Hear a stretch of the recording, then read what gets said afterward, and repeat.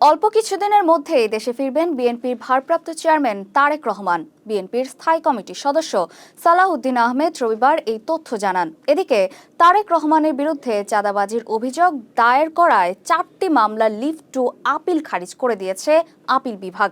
বিচারপতি মোহাম্মদ আশফাকুল ইসলামের নেতৃত্বে 4 বিচারপতি আপিল বেঞ্চ এ আদেশ দিয়েছেন। বিস্তারিত জানাচ্ছেন মাজহারুল আলম। বিএনপির স্থায়ী কমিটির সদস্য সালাউদ্দিন আহমেদ বলেন, তারেক রহমান অবশ্যই দেশে ফিরবেন, তবে এখনো পর্যন্ত তারেক রহমানের দেশে ফেরার জন্য উপযুক্ত পরিবেশ তৈরি করতে পারেনি বিএনপি। সেজন্য অল্প কিছু সময় লাগবে। তারেক রহমানের সঙ্গে কি কি বিষয়ে কথা হয়েছে জানতে চাইলে সালাউদ্দিন আহমেদ বলেন, ধীরে ধীরে এ বিষয়ে জানানো হবে। বলেন, ভারপ্রাপ্ত চেয়ারম্যান ঐক্যের কথা বলেছেন।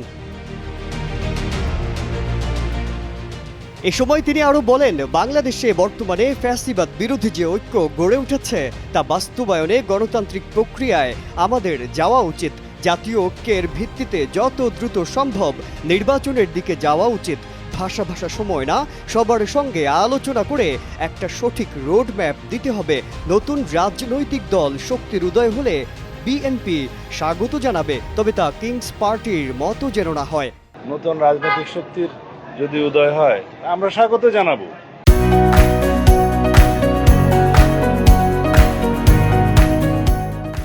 এদিকে চাঁদাবাজির অভিযোগে তারেক রহমানের বিরুদ্ধে রাজধানীর পৃথক 2টি থানায় করা 4টি মামলার কার্যক্রম বাতিল ঘোষণা করে গেল 23 অক্টোবর হাইকোর্ট রায় দেন।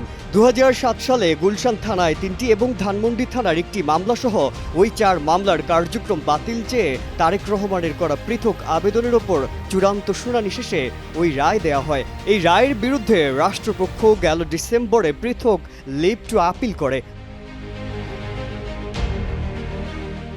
পৃথক লিভ টু আপিল গেল 9 ডিসেম্বর আপিল বিভাগের চেম্বার আদালতে ওঠে। আদালত লিভ টু আপিল বিভাগের নিয়মিত বেঞ্চে শুনানির জন্য নির্ধারণ করেন। জানতে চাইলে অতিরিক্ত অ্যাটর্নি জেনারেল অনিক আর হক বলেন, হাইকোর্টের রায়ের বিরুদ্ধে 4টি লিভ টু আপিল করা হয়। লিভ টু আপিলগুলো শুনানি করে খারিজ করে দেয়া হয়েছে। মাজহারুল আলম, কালের কণ্ঠ।